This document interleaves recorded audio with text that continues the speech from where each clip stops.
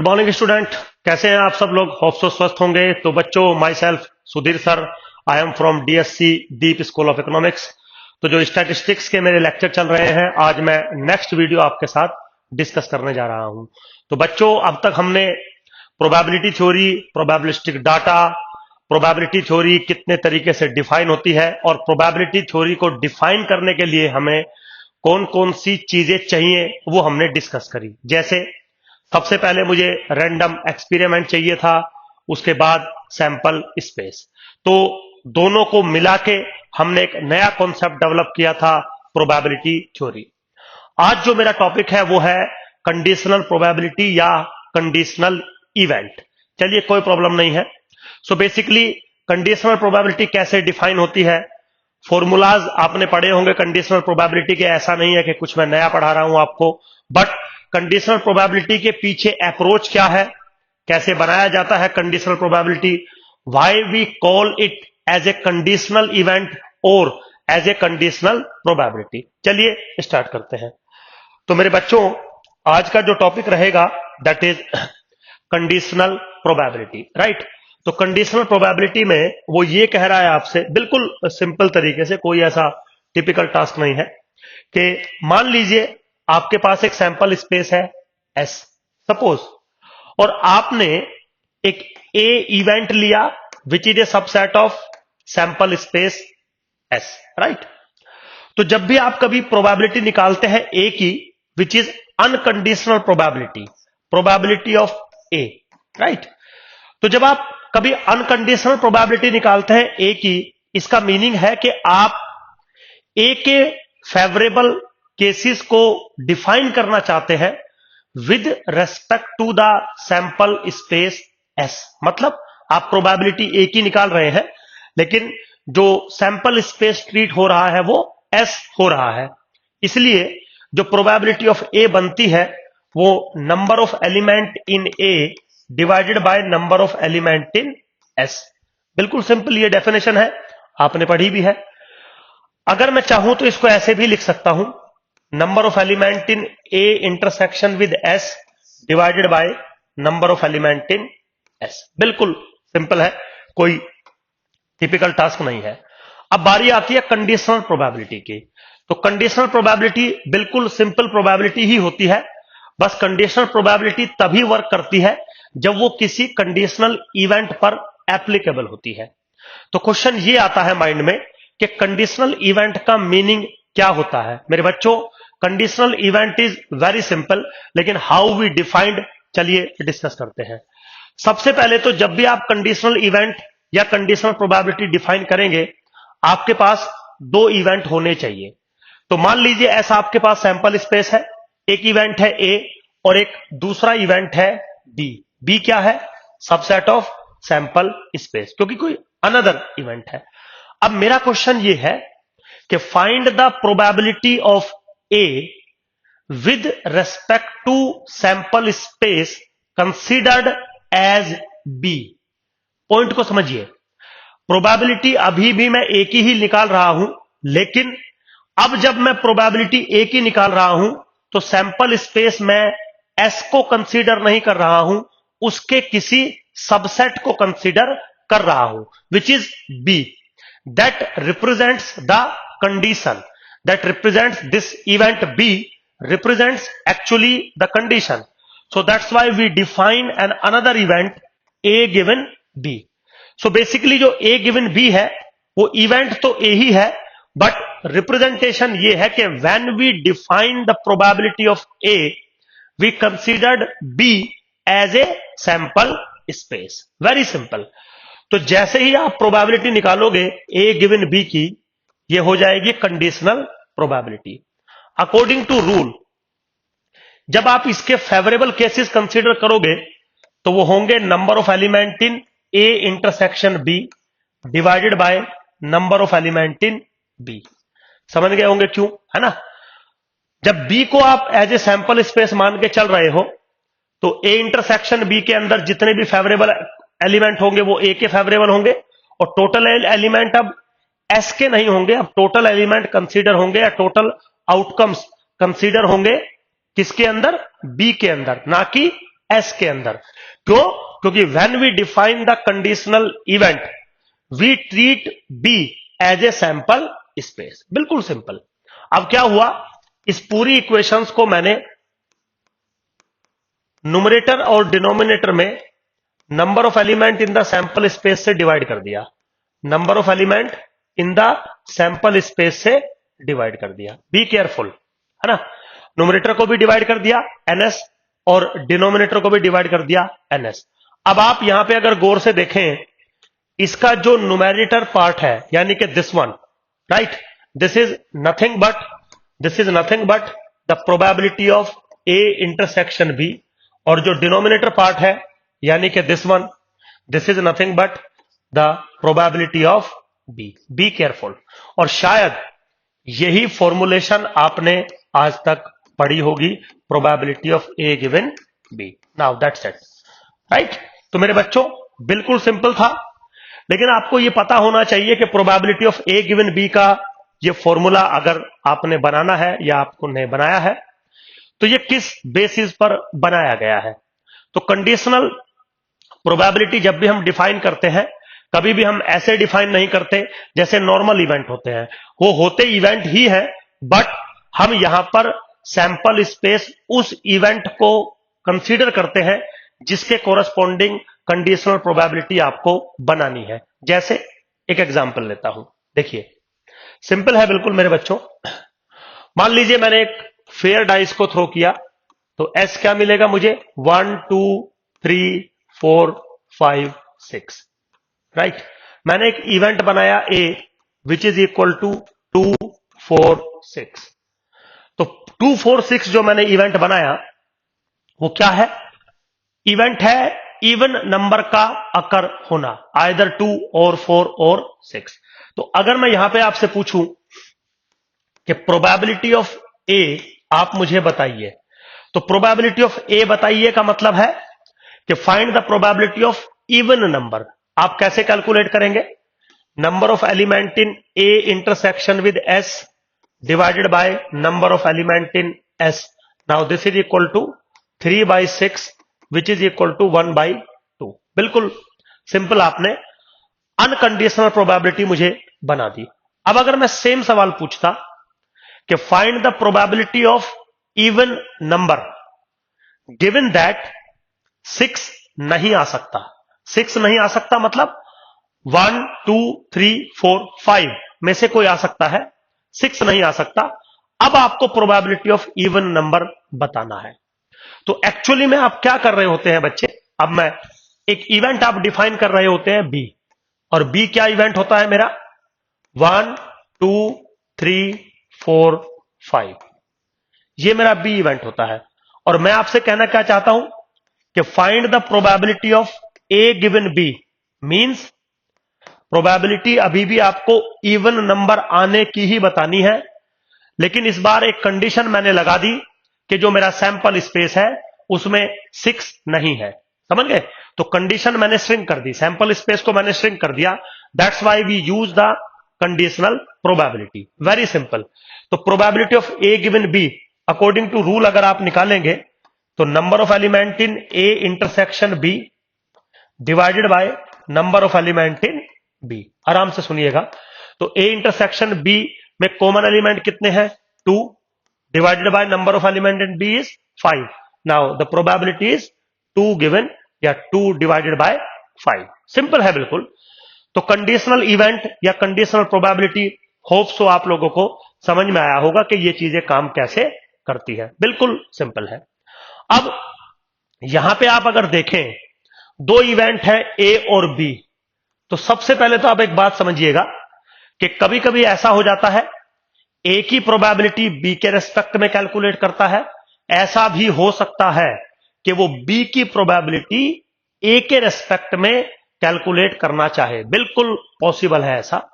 तो वो ये चीजें आपको देगा कि आपको ए गिवन बी कैलकुलेट करना है या फिर बी गिवन ए कैलकुलेट करना है। तो यहां पर एक रूल आ गया बिल्कुल सिंपल, जो कि बेस्ड है कंडीशनल प्रोबेबिलिटी के ऊपर। That is called the multiplicative rule of two event. क्या रूल है मेरे बच्चों? रूल है multiplicative rule of the probability या multiplicative rule of two events. क्या कह रहा है? Suppose we have a sample space S और मेरे पास दो इवेंट है ए और B. Suppose are two subset of the sample space, ठीक। Then the probability of simultaneous occurrence of two event A and B is defined as. Multiplicative rule कहां पे काम करता है? साइमल्टेनियस अकरेंस पे काम करता है। तो simultaneous occurrence of two event is defined as, how we denote it? Probability of A intersection B, ऐसे डिनोट करते हैं। How we defined is by the two way, either probability of A into probability of B given A, right? Or probability of B into probability of A given B. Side में आप कुछ representation देखेंगे। probability of A is not equal to 0 और side में आप representation देखेंगे probability of B is not equal to 0। ये जो साइड में आप रिप्रेजेंटेशन देख रहे हो, दीज आर वेरी सिंपल। इनका सिंपली मतलब होता है कि ए इवेंट पहले अकर हुआ है, means A event treated as a sample space, यहां पर B event treated as a sample space. Very simple, कोई ऐसा टिपिकल टास्क नहीं है। तो कंडीशनल प्रोबेबिलिटी का रूल अगर हम अप्लाई करें और यहां पे थोड़ा सा रिप्रेजेंटेशन देखें, this is what the probability of simultaneous occurrence of two event A and B, which is as probability of A into probability of B given A, means पहले A event occur होगा, then A को sample space मानते हुए B event occur होगा। Similarly नीचे भाई या तो ये होगा या तो ये होगा। इसमें क्या है? या तो B event पहले occur होगा एंड B को सैंपल स्पेस मानते हुए फिर ए इवेंट आपका अकर होगा। वेरी सिंपल, ऑब्वियसली बात है, अगर दो इवेंट अकर होने हैं तो या तो पहले ए अकर होगा या तो पहले बी अकर होगा। अगर पहले ए अकर होता है तो जब बी अकर होगा ए को सैंपल स्पेस ट्रीट करेगा, that's why conditional probability will occur. अगर पहले बी अकर होता है तो फिर जब ए अकर होगा वो बी को सैंपल स्पेस ट्रीट करेगा, तभी वो conditional probability B A given B treat करेगा। समझ गए? बिल्कुल सिंपल है। This is very famous multiplicative rule of probability या simultaneous occurrence of two events. बिल्कुल सिंपल है मेरे बच्चों। चलिए आगे चलते हैं। अब एक मोस्ट इंपॉर्टेंट टॉपिक आता है इंडिपेंडेंसी ऑफ इवेंट्स। बहुत मेन टॉपिक है इंडिपेंडेंसी ऑफ इवेंट्स का, तो एक बार थोड़ा सा डिस्कस कर लेते हैं इंडिपेंडेंसी ऑफ इवेंट। देखिए बच्चों, दो इवेंट इंडिपेंडेंट तब माने जाते हैं जब एक इवेंट के अकर होने की प्रोबेबिलिटी दूसरे इवेंट के अकर होने की प्रोबेबिलिटी से अफेक्टेड ना हो। मींस ए इवेंट अकर हो रहा है, उसके अकरेंस होने की प्रोबेबिलिटी बी अकर हो चुका है या नहीं हो चुका है इससे इफेक्टेड ना होती हो। इसका सिंपली मैथमेटिकल मतलब है कि A and B are independent. If probability of A given B is equal to probability of A or probability of B given A is equal to probability of B। आराम से समझिएगा, कोई जल्दबाजी नहीं है। वो कह रहा है कि दो event A and B independent तब होंगे जब conditional probability of A is equal to unconditional probability of A और conditional probability of B is equal to unconditional probability of B। Simply मतलब है कि जब किसी इवेंट की कंडीशनल प्रोबेबिलिटी और unconditional probability with another event B same रहती है तो आप क्या कहोगे कि A की प्रोबेबिलिटी पर B के अकरेंस होने और नहीं होने का कोई इफेक्ट नहीं पड़ता। That's why A and B are called independent events. So A and B are independent if either this will occur or this will occur। Simple है बिल्कुल। एंड अगर मैं इस चीज को प्रीवियस रूल यानी कि मल्टीप्लिकेटिव रूल से अटैच करूं तो मेरा स्टेटमेंट बनेगा कि A and B are independent if and only if probability of A intersection B is equal to probability of A into probability of B. That's it. ऊपर वाली जो बात है वो डेफिनेशन है इंडिपेंडेंसी की, और जो नीचे वाली बात है वो एक मैथमेटिकल क्राइटेरिया है इंडिपेंडेंसी का. Means what?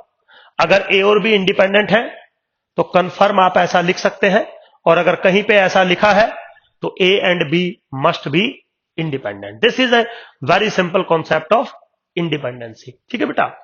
अब यहां पे आपके एग्जाम में एक क्वेश्चन बहुत बार पूछा जाता है. क्वेश्चन एक बार आपके साथ डिस्कस करता हूं मेरे बच्चों. क्वेश्चन क्या है? अगर दो इवेंट है ए और बी, तो उनके कोरस्पॉन्डिंग उनके कॉम्प्लीमेंट्स को लेकर चार पॉसिबिलिटीज बनाई जा सकती हैं. जैसे अगर दो इवेंट है ए और बी, तो ए कॉम्प्लीमेंट और बी बनाया जा सकता है, ए और बी कॉम्प्लीमेंट बनाया जा सकता है, ए कॉम्प्लीमेंट और बी कॉम्प्लीमेंट्स बनाए जा सकते हैं.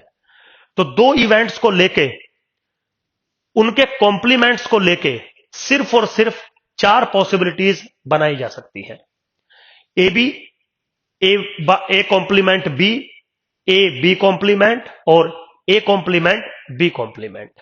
मेरा क्लेम यह है कि या तो ये चारों पेयर आपस में एक साथ इंडिपेंडेंट होते हैं, या तो ये चारों पेयर आपस में एक साथ डिपेंडेंट होते हैं. मींस अगर ए और बी इंडिपेंडेंट हो गए, अगर ए और बी इंडिपेंडेंट हैं, तो confirm A complement B, A B complement और ए कॉम्प्लीमेंट बी कॉम्प्लीमेंट भी कंफर्म इंडिपेंडेंट होंगे. That's it. अगर कोई भी एक पेयर डिपेंडेंट होता, जैसे ए और बी अगर डिपेंडेंट होते, तो बाकी जितने भी पेयर्स बच रहे थे वो सारे के सारे कंफर्म डिपेंडेंट होते. बिल्कुल सिंपल है, कोई प्रॉब्लम नहीं है. जैसे प्रूफ करके देख लेते हैं, एक चीज प्रूफ करके देख लेते हैं. मान लीजिए ए और बी इंडिपेंडेंट है ना. मैंने मान लिया let A and B are independent. और अगर ए और बी इंडिपेंडेंट है तो क्या होगा? Probability of A intersection B is equal to probability of A into probability of B. Equation number 1. Simple मैंने डाला. अब मान लीजिए आपसे पूछा जाए ए कॉम्प्लीमेंट बी इंडिपेंडेंट होंगे या नहीं, बताइए. तो चलिए मैं कह रहा हूं कि A complement B confirm independent होंगे. क्यों? क्योंकि मैंने probability of A complement intersection B consider किया. अगर ये इंडिपेंडेंट होंगे तो ये प्रोबेबिलिटी इनके प्रोडक्ट के रूप में लिखी जा सकती है, अदरवाइज नॉट. चलिए खैर कोई बात नहीं. According to the previous classes, probability of A complement intersection B को मैं कैसे लिखूंगा? Probability of B minus probability of A intersection B. बिल्कुल ऐसा पिछली जो क्लासेस हैं उनमें मैंने यूज किया होगा इस चीज को. Now this is what? Probability of B minus. अब probability of A intersection B को बाय इक्वेशन नंबर 1 मैं कैसे लिख सकता हूं? This is probability of A into probability of B. बिल्कुल सिंपल है. अब यहां पे आप प्रोबेबिलिटी ऑफ बी कॉमन ले लीजिए. क्या मिलेगा आपको? 1 माइनस प्रोबेबिलिटी ऑफ ए. थोड़ा सा अगर आप इसको सिंप्लीफाई करेंगे तो this is what? Probability of B into probability of A complement. That's it. तो क्या मिल गया आपको? कि probability of A complement intersection B बराबर है probability of B into probability of A complement. That's why B and A complement are also independent. बिल्कुल simple है, कोई रॉकेट साइंस नहीं है. समझ रहे बेटा? तो ए एंड बी अगर इंडिपेंडेंट है तो जितने भी बाकी के पेयर बच गए वो सारे के सारे कंफर्म इंडिपेंडेंट होंगे. राइट. और थोड़ा आगे चलते हैं. इंडिपेंडेंसी का जो क्राइटेरिया है फिर मैथमेटिशियंस ने उसको एक्सटेंड कर दिया. क्यों कर दिया? क्योंकि इंडिपेंडेंसी सिर्फ दो इवेंट्स के रेस्पेक्ट में मेजर की जाती है.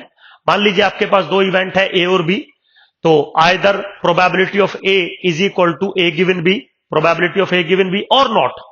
अगर इक्वल है तो इंडिपेंडेंट है, और अगर इक्वल नहीं है तो डिपेंडेंट है या इंडिपेंडेंट नहीं है, बिल्कुल सिंपल बात है। लेकिन अगर 2 से ज्यादा इवेंट है, 3 इवेंट है, 4 इवेंट है, 5 इवेंट है, अप टू सो ऑन, तो इंडिपेंडेंसी का जो क्राइटेरिया है वो थोड़ा सा एक्सटेंड हो जाता है। मतलब pair wise independency, mutual independency और इंडिपेंडेंसी, 3 अलग अलग कैटेगरी बन जाती है। लेकिन ये 3 अलग अलग कैटेगरी मेरे बच्चों तभी बनती है जब आपका जो इवेंट्स होते हैं वो कम से कम 3 हो। अगर 2 ही इवेंट है तो वही डिपेंडेंसी होगी, वही इंडिपेंडेंसी होगी, वही पेयर वाइज इंडिपेंडेंसी होगी, सब कुछ सेम रहेगा, फिर कुछ बदलना ही नहीं है। लेकिन अगर 3 या उससे ज्यादा इवेंट है तो इंडिपेंडेंसी बहुत सारी कैटेगरी की बन जाती है। चलिए कैसे बन जाती है। सबसे पहले आती है pairwise independency of event. तो मैंने मान लिया, let we have some events A1, A2 up to dot dot AN, where N is greater than equal to 3। समझ रहे हो? B some events। ठीक है जी, मेरे पास कुछ इवेंट्स हैं A1, A2, AN, B some events। अब मैं ये कह रहा हूं, they are called pairwise independent, they are called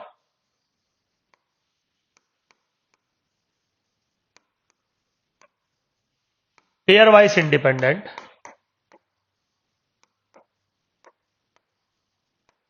कब होंगे ये पेयर वाइज इंडिपेंडेंट?